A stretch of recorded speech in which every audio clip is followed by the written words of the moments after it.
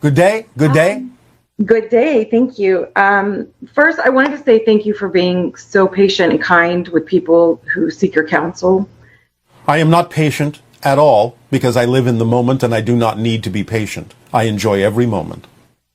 Okay, that makes sense. Thank you. I did have a few questions. The first has to do with two interactions with gray beings. Yes. The first one was, I think it was a dream. And then in the dream, I woke up and there was a very young gray standing at the foot of my bed. And it was strange to me because I felt like I had a really strong maternal feeling toward it. So I guess my question is there any sort of connection, or was it a dream? No, it is a connection and a memory, although in a different reality. It's not exactly a gray being, though many hybrids actually do have many gray qualities. But it was a hybrid child of yours. Okay. In this life, as I know now, as this person, will I be able to have any other sort of interaction with it, or? There's a high degree of probability in the near future when the hybrid children come to live among humans on Earth. Okay. The second was the other day when I was meditating. I was opening myself to have communication, and there was what I interpreted to be a gray, and it felt like a female energy that came through, and it was a very brief interaction. I felt like she was like very wise, like she held some sort of a station, and the name Alora was said. Yes. Can you give me any further information on that? Every single person that is part of the hybridization agenda does in some way have a gray counterpart. This was a gray counterpart. In other words, it travels in family lines not only in humans on Earth, but in the idea of the mutated humans called the Greys from the parallel reality Earth. So in a sense, Alora is you in another reality. Okay, that makes sense. And so this is a communication I'm able to tap into and to keep exploring and... Make that a statement and it will be true. Perfect. Thank you so much. The last... well, no, I actually have two more things. One, I had a very vivid dream last night where I was resuscitating a stillborn baby. And I... started massaging its chest in a circular motion. The word I think that I was saying was SSAO. Does this make sense to you, or do you know what this is? Again, this is to some degree a memory of an encounter with a hybrid child that you were asked to assist with in bringing it to fruition. And you are using the vibration of connection to us, Esasani, to allow yourself to raise its frequency to the point where it could survive. That's so amazing. Okay, thank you.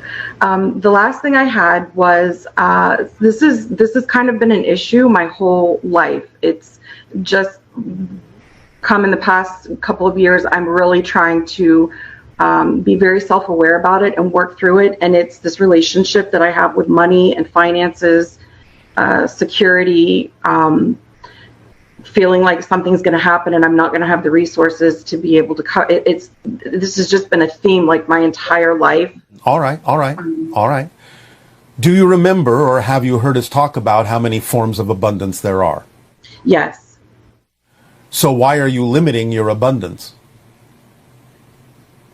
By focusing only on one way in which things can be done. It's true, when certain things happen, you may not have as much of that resource called money that you think you need, but you always will have all of the resources you need if you relax your insistence that money's the only way in which certain things can get done, and start allowing the other forms of abundance like synchronicity and communication and imagination and trading and being given a gift to come to the forefront and fill in the gaps where the money falls short, because it doesn't need to be any more than that which arrives. Does this make sense? It does. I'm trying to figure out how to cycle out of that. Like, I'm really good about being able to switch my perspective. And if there's something that I feel like is negative coming in or not true to the experience that I want, switching the trajectory. I just don't understand why this is still, I feel like I'm smarter than this. Like, I know better, but this is still. All right. But remember how this works. Remember the motivational mechanism we have talked about. If you hold on to a negative belief system, a limiting belief system that doesn't serve you, it's because you have another belief that says that if you switch, something worse will happen. And that's the stronger belief. Therefore, you keep limiting yourself because you believe that to switch on the motivational mechanism, to change that belief, will actually cause you harm. So you have to find out why you believe that letting go of that limiting perspective on money and broadening your perspective on abundance will actually allow something worse to happen than playing it safe and holding on to only money as the way in which certain things need to get done. You have to find out what benefit you are getting from holding on to that limited belief, because you wouldn't hold on to it if you didn't believe there was a benefit to doing so. And the benefit is usually a belief that something worse will happen if you let that belief go. Do you understand? That's how it works, mechanically speaking. So what are you afraid might happen? Do you feel that it is really true, that it is really more likely, more probable than any other reality, that if you try to broaden your definition of abundance, that somehow you will be destitute? Somehow things will not work for you? No, I feel like I believe the opposite. And I have been given some like really great ideas. Yes. Like for a story, like I love writing, like there are so many things I can channel. I've helped a lot of people in positive ways. All right. So why is this different? Why is the definition of this relationship different than any other where you say you know that you can shift your perspective? What belief do you have that makes this subject more difficult to shift your perspective on? What have you been trained to believe? What have you been trained to believe about the idea of money and finances? I guess that there's just... Don't guess. Think back. Yeah, that there's a lack. Yes. It's the way I was raised. Yes. All right. And so it's very powerful. So if you let that go, do you have a belief that in some way, shape, or form you will be dishonoring who taught you these things? That it will cause a break between you if you don't think the way they thought? Yeah, that makes sense. I feel like because our relationship has been strained at points. That'll be strained even further if you let this idea go. Yes? Probably. And you're afraid of that, correct? In a way. Mm-hmm. All right. Then that's what you have to work with, is understanding that it is more important to be yourself. And whether the other person understands that or not, that's their issue, not yours. Yeah. And that you actually would be honoring them, whether they understand that or not, by being your true self. So you have to be comfortable with the idea and the understanding that just because someone might be displeased or strain the relationship between you while you are attempting to be more of your true self, that's not your issue. That's their issue. I'm not saying you have to do this deliberately to hurt someone or to put a strain on the relationship, but you can't be responsible for what they choose to feel or how they choose to react that limits and curtails your ability to be your true self. You have to let that go. You cannot be responsible for their choices. You can only be responsible to them by being who you truly are and letting them know who they're actually in a relationship with, so they can make up their mind as to whether to change or not if they want to continue to be in a relationship with who you actually are, as opposed to who you think you should be. Yes, this is so helpful. I really appreciate this. Thank you so much. You are very welcome. Does this help you? It does. I very much so. Thank All you. right. Well, thank you. Have fun. Thanks. Good day. You too. Always.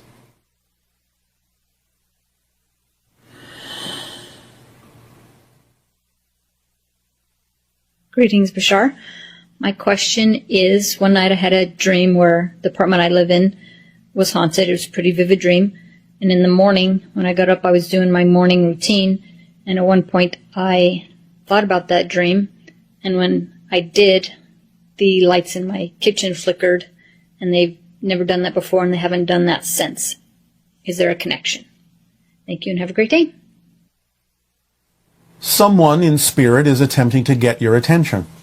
So, pay attention to it. Be positive in your vibration.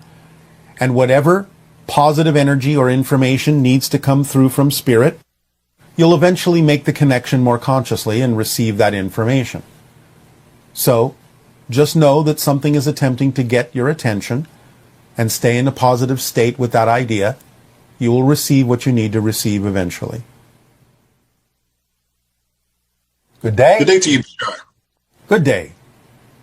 What would you like to discuss this day? My first question, although I think I have been a fairly good person most of my life, there are a few things I regret doing, one of which caused some memory loss. The memories have started to return slowly over time, but they are fragmented and incomplete. All right. Is there a way to streamline my memory recovery and become whole again? Well, have you learned to do something different from this experience? Yes. I've mostly been relying on rosemary oil, sleeping I don't longer. need to know the details. I don't need to know the details. Okay. I'm just asking you in general. Whatever it is you did that you say you now regret doing, have you learned from the experience and are now doing something differently that you believe is more in alignment with your true self? Yes or no? Yes. Then there is no need for regret anymore, is there? If you're learning from it? I guess not. The regret is weighing you down and holding you back. That's the way to streamline yourself. If you acknowledge that something has been done that you don't prefer yourself to do, and you have been willing to allow yourself to learn a lesson from it and change who you are and do things differently that's more in alignment with who you truly need to be, regret does not have a place in that formula. The regret served a purpose in simply getting you to recognize that it was not something you prefer to be. Once you recognize that, there is no more room for the regret. It has done its job. It served its purpose. So let it go. Yes? Yes. That will streamline you and move you forward. Does that answer your question? It does. Thank you. You are welcome. Anything else? How can we see auras and the flow of spiritual energy around us? By raising your vibration, which you are on the path of doing. It will happen naturally. Of course, you may attract yourself to some methodology, and if that permission slip works for you to increase your ability to stretch your senses to perceive those energetic things, then that's fine too. Trust synchronicity will bring you what you need. But the idea, again, is that as you allow yourself to become more and more of who you are and move forward, your vibration will increase, and a natural result of your vibration increasing will be that your senses will begin to see things that you heretofore couldn't. So it's just a natural part of your evolution. What can we do to improve if we go into a meditative state, but we're not making any progress? But depends on what you define as progress. What are you insisting must happen when you go into a meditative state? Insisting that something particular must happen is actually the opposite of being in a meditative state. Well, if you're sitting in meditation, but you're only experiencing a dark void. What's wrong with that? Dark voids are quite beautiful. I was hoping to get a little bit more out of the experience. Well, maybe that kind of experience is not designed for something you actually find workable. Or again, you're bringing too much insistence and expectation in what you think it's supposed to do. Maybe you have other ways of meditating, maybe not. But I just gave you the hint that if you explore the dark void itself, you may find there's more there than you think, instead of insisting that something else should be happening other than the dark void.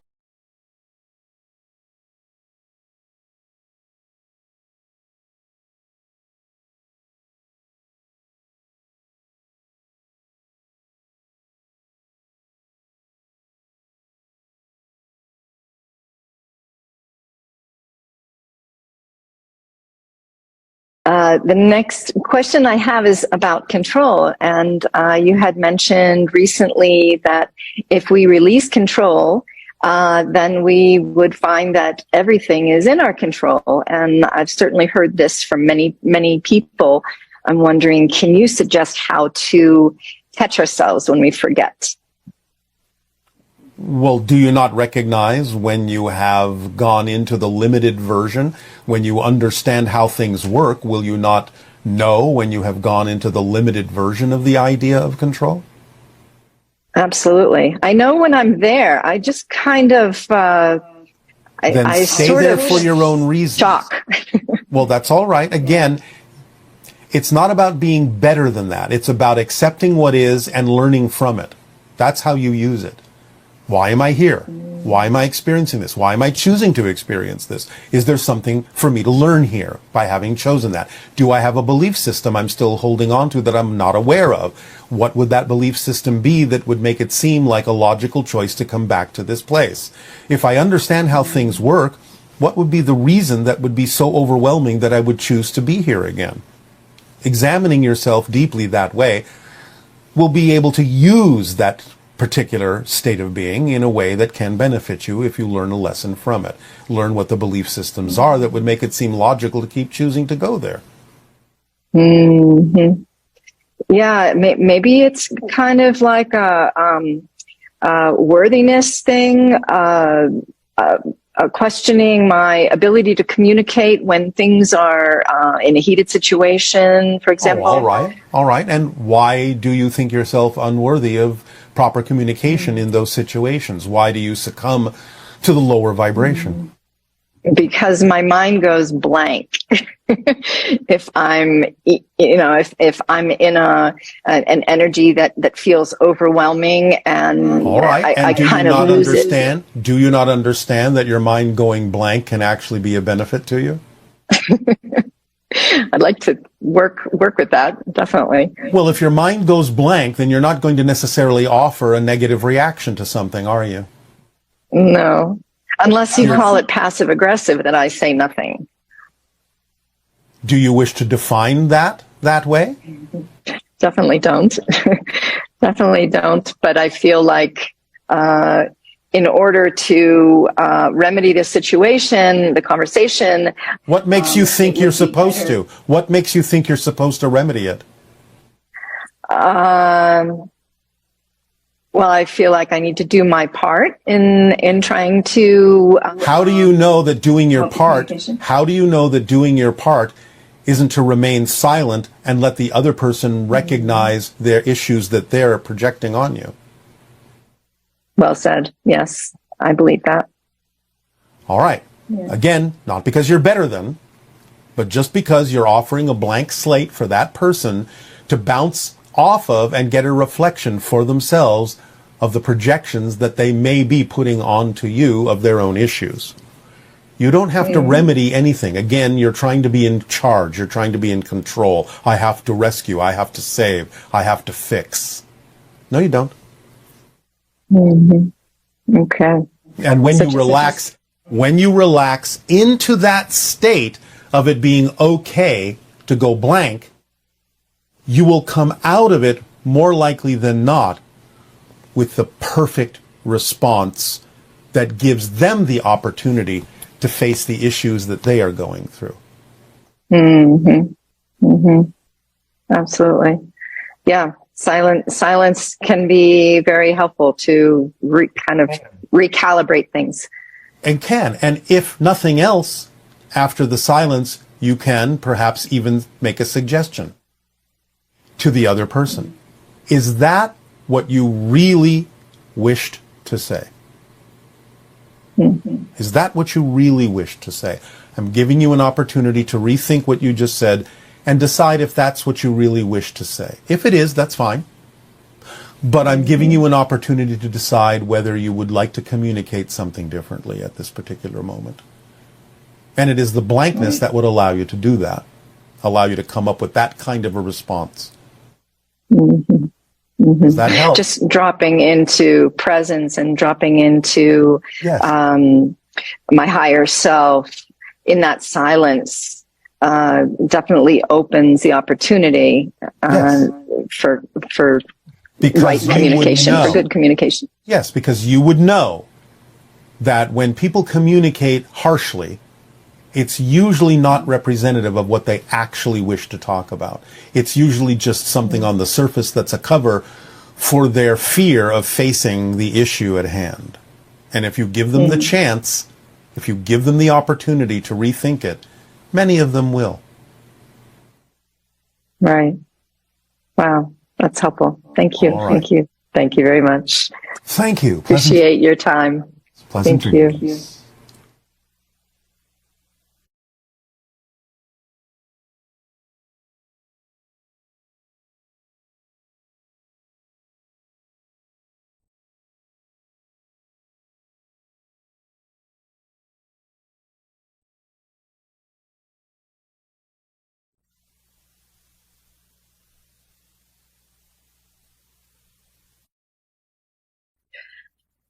Hello, Tadeo. Nania. We have a lot of great questioners from our viewers. All right. I think we'll start with some open contact questions. Yes. When it comes to open contact, will your people be contacting individuals or small groups first, then the planet, or the entire planet all at once? If you'll be or will you be going with individuals, and could a group get together and be specifically prepared for contact? Can you tell us what steps to take? Follow the formula. Again, raising your vibration to a certain level will allow synchronicity, the organizing principle, to determine exactly who and how many individuals will be involved in any particular moment of contact. It can be individuals, it can be groups. Most likely, it will eventually be your entire planet or the remaining population in the version of Earth that has shifted to the reality of contact. But again, these things are not completely determined at this time. But again, following the formula as precisely as possible will allow you to become more probably involved in whatever way is appropriate and relevant for those individuals at that time. So basically, there will probably be some individuals that are contacted as individuals. There'll be some groups that are contacted. And specifically, it wouldn't necessarily be your people, but it would probably be other ET civilizations. We will not be the first, but we will eventually join in. And again, the answer still applies. We may start with individuals, we may start with groups. It depends on the vibration at the time and what it is that your people have already experienced with regard to the first extraterrestrials that would initiate open contact. So for like those groups that get together, say out in the desert or in other locations and look for ETs and specifically for the purpose of contact, that kind of repetitive behavior, could that heighten the potential for contact for that group? Yes. That sounds fun, and especially if everybody loves doing it, right? Yes. Really, only if everyone loves doing it. Mm. And how does first contact work on a global scale? For example, do aliens know all the different languages, and how do they go about contact based on the different cultures and tribes? Different extraterrestrials may learn certain languages that belong in certain regions of your planet, or they may also use telepathic communication if the population is ready to receive such. There will be a variety of ways of communicating with individuals on your planet. Again, remember, certain kinds of contact will not occur until certain groups of individuals are ready for it. And being ready for it may mean that they are capable of receiving telepathic communications, and or, to make it simpler, sometimes, as we said, some extraterrestrials will learn the local language. Can you share with us who will be the most likely species that we will have contact with first? Most likely, Pleiadian species of different types. The ones that are closest to you genetically, your cousins, in a sense. Is that true that Pleiadians seem to exhibit some of the most beautiful aspects of humans in terms of their visual appearance? We understand what you mean by that, and I suppose the simple answer would be yes. Okay. And if Bashar, the entity, is a collective, then upon open contact, will each major nation on Earth get its own Bashar clone to speak with? No. Bashar, myself, is not a collective. I am an individual. I am telepathically connected to my species and many other beings, but I myself am not a collective in that sense that it was meant. Everyone will get their own representative, be it a member of my species or other species. And will we see a lot of technological innovation and at an accelerated pace as contact gets closer and closer? As contact gets closer, you will see some, and after contact, you will see more.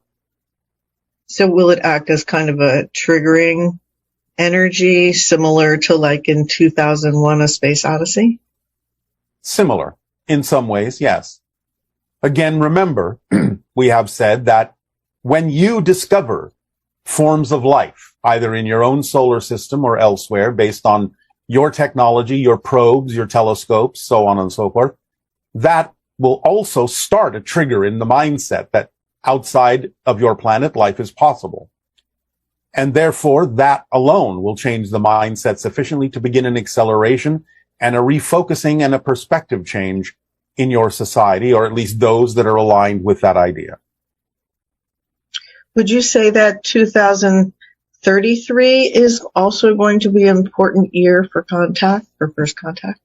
Yes, and an especial acceleration between 2033 and 2040. Does the Interstellar Alliance have a post office? Is there a service that ET societies use to deliver packages between planets? And can you tell us Essassani's intergalactic zip code and where their mailbox location is on Earth? The idea of a post office does not exactly exist in the Interstellar Alliance. Sometimes, however, goods are traveled from one place to another on ships of a variety of types. Sometimes goods are simply created where they are needed immediately, depending upon the technology involved. The so-called zip code, as you call it, of my world is exactly the same as the phone number we have given you. A black background with a black equilateral triangle separated from the background by a deep blue light behind the triangle. This is the vibration that allows connection to our collective consciousness. I, in a sense, in what you call the North American region, am the so-called post office, since I am located above your Bell Rock in Sedona, Arizona. You could consider that location, because of my presence, a kind of hub for communication in the North American continent. There are others positioned in other places around the planet, and I suppose, using your language, they would be the so-called connection point, hub, or post office for those regions in communicating with extraterrestrial beings, not only from my own civilization, but with other civilizations as well. Is there additional Essassani beings or Sassani beings that are currently now placing themselves around the planet? There are those that have been around your planet, as I have been above Sedona. There are some that are coming in, not yet here, some just placing, but there have been many that have been placed for some time, as I have above Sedona. And what do you all do while you're up there and holding the energy or whatever else it is that you do while you're there? Well, we are feeding different kinds of energy into the vortices in those areas to help balance out the idea of the collective energy of your world and make transitions easier should you choose to align and match the frequencies we are giving off in those areas. At the same time, remember that time for us is not what it is for you. We can do many things and communicate with many different beings and be in many different places simultaneously, as it would appear to be from your perspective, even though to us, it may seem to be somewhat different. Are there specific species that are monitoring what's going on at the nuclear silos and keeping watch to ensure that there's no accidents that would destroy our planet? Yes. Can you tell us which species? No.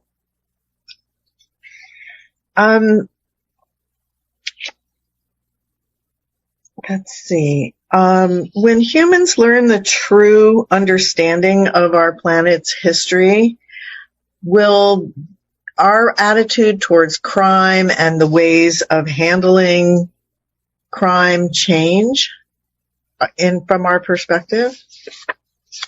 Potentially, this will start to occur before the idea of the history is revealed to your world. And remember, it will be the history of the moment. Can you elaborate on that? Well, as we have said, every time you shift and change, you change your history as well as your so-called future, because everything exists simultaneously. And as you make a shift into a new version of you, both individually and collectively, you go into a parallel version of Earth that has a completely different history. The history that linearly would have been necessary for you to experience being a different person at this particular moment in the present. So when we reveal the idea, when we give you the gift of the history of your world, it'll be the history of the version of Earth that is making open contact. Not that there aren't other versions, but each version will have its own history slightly different from every other. Does that mean that people of similar vibrations will hear the same history, whereas people of other vibrations will hear a completely different history? Potentially, yes. Those of a similar vibration may hear a history similar enough that they can all agree that it is their momentary history. Others with different vibrations will hear different versions of history. Is that also a symptom of what we're seeing on Earth now, where many people have their own version of reality that seems to have nothing to do with other people's versions of reality? Yes, it is a symptom of the splitting prism. And will the hybrid children, when they come here, will they exhibit less emotionality than we do? Not less. They may not have the full range of emotions in the sense of negative ones, so to speak, but what they exhibit may actually be more full-bodied than even you typically as humans express.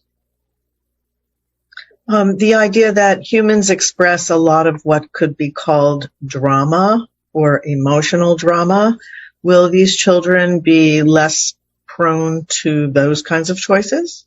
Yes. They will be more evenly balanced emotionally.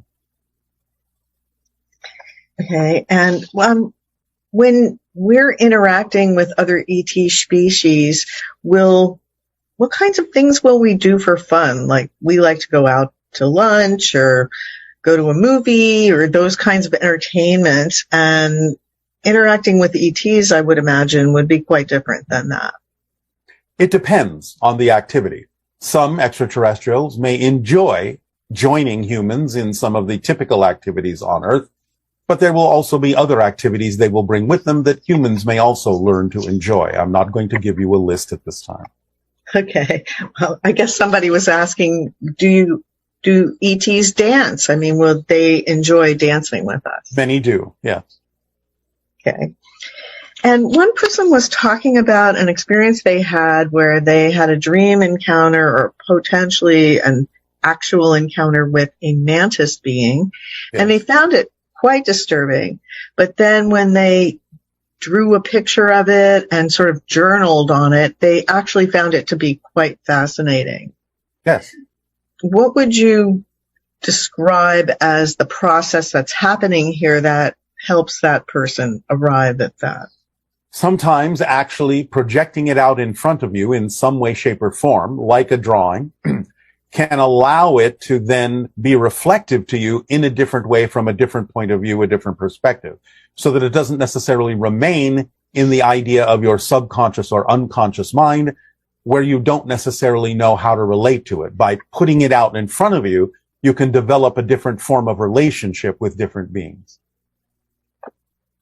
This is why we suggested, and still continue to suggest, the exercise of creating a cutout of different extraterrestrials, such as the Greys and hybrids and so on and so forth, and putting them outside your windows and doors, because by relating to them that way, as if they are truly physically there in your reality, but outside your house, you can begin to develop a different relationship that allows you to determine on your own terms when you are comfortable enough to interact with them more closely. And can you skip this version of Earth and teleport yourself to a version that's already had contact? And why is this process so important? This is the process that most of you have chosen so that you can develop a true appreciation for the manifestations of contact that will ultimately occur. Many of you simply wish to go through the process so that you are properly prepared. Many of you think you're prepared, but you're not, because we are very different than you might think. We are not some science fiction extraterrestrial that will simply land and be similar to you. Our vibrations are very different. Many species are very different from you, and preparation is necessary for the path that you have chosen in terms of your experience of physical reality. So do not be impatient. It will be worth the wait. And can you talk a little bit about your feminine counterpart, Anima? What role does she play in your life?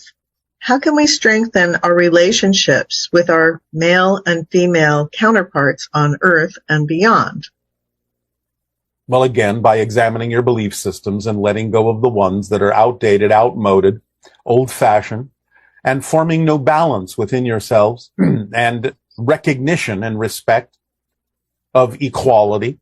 Differences, of course, are valuable, but the idea is that fundamentally you are all equal in that context. The idea of Anima as a social engineer accompanies us many times on first contact scenarios, especially after open contact, to help guide and suggest and encourage different kinds of social engineering in societies than that society may have been used to for its history. So the idea is that Anima will also be present in many cases when we arrive, and will help with the reconfiguration and social engineering of the systems on your planet to the greatest benefit of your entire population. In other words, you may call her, in that sense, a sociological efficiency expert. Is she actually your feminine counterpart, and what does that mean? It means we are extensions of the same oversoul. And so do you commonly, when you're doing first contact work, do you do it with Anima? And others, yes. She is my primary because of our soul connection.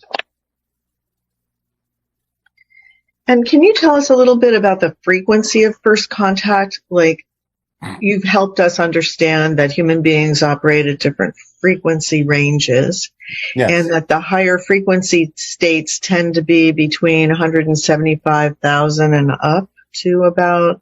Yes.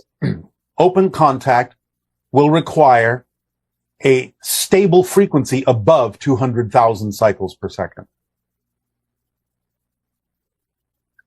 Really? Yes. Yes. So are you saying the vast majority of people on the planet, as it stands now, would not experience first contact? Correct. At least And not yet in their reality, in their version of Earth. They may change and experience it later on, but again, we are not expecting the idea, due to the probabilities of choices that you have on your planet, the vast majority that exists now, to be the majority that will exist during open contact. Those that shift to the other Earth will join those already there, already existing in that alternate reality, and they will form a new majority. But the majority of the individuals on your planet now, as you understand it, on the version of Earth you experience now, will not experience contact with us in the way that you understand that concept. They may Now, experience other things. when you say contact with you, are you talking about the Sasani beings, or are you talking about Pleiadian and other There is species? a range. There is a range. Some may experience every variation you can imagine. Some will not experience us at all. So if you're on the Earth now where you can see the other realities, the negative ones that are happening on the planet, but you're seeing it through the glass wall in that sense, will that be the case for those who experience contact where they can see so many divergent realities? Some may be capable. For some, it will simply not be relevant for them to perceive it that way. It depends on the individual and the theme that they are exploring and what they will do with that. Do you expect then that large segments of the population would literally disappear from the reality of those that are going to have contact? Yes.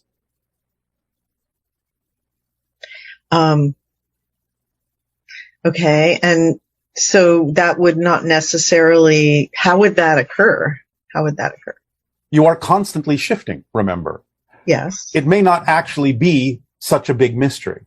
The idea would be, just like sometimes you have contact with individuals you call friends, and then sometimes years later you simply find that you haven't seen them for quite a while, and you don't necessarily think anything of it. You just imagine they have gone on to their own path, and that your paths will not necessarily cross again. You may have different ideas about what that experience will be like, but it won't necessarily be a mystery for many. It'll simply be like people have simply left your life, have gone out of your life. Some may appear to have died, but some may simply not be around for so long that you simply don't think about them anymore, or you wonder where they went, but never encounter them again. So I would imagine it's not an accident that we're simultaneously going through massive climate change and potentially a massive extinction event in coordination Not with going to be talking about anything in the way of a prediction, but yes, such things are possible with the shifts going on, because again, you're shifting through versions of Earth. So you may experience a variety of things that are all representative of the splitting prism until you make decisions to align with a particular timeline or path and other versions of Earth that will take you in a different direction. Well, this will probably make more sense to us as we become more and more used to the level of plasticity, where Yes. the Earth can shift a great deal, our realities can shift a great deal.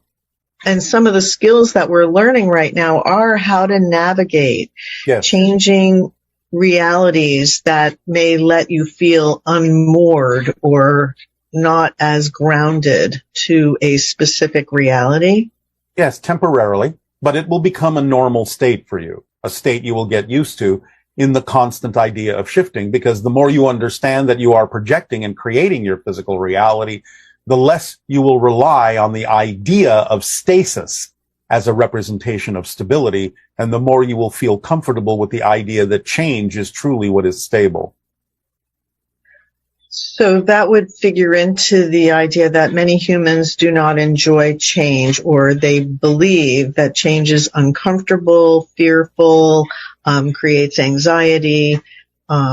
Yes. Those kinds of things is, in a sense, a skill set that we're learning, is how to be in physical reality or as physical reality with greater amounts of change and seemingly unmoored realities without having getting panicky. It is not getting used to more change. It is getting used to the idea that you're constantly changing.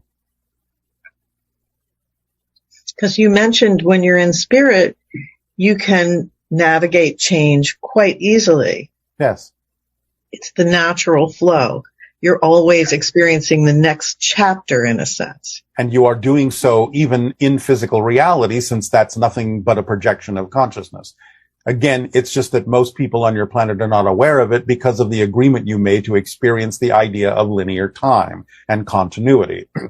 But once you accept the idea that you're constantly shifting billions of times per second, you can get used to that idea and form a new understanding and relationship with the idea of change as stability.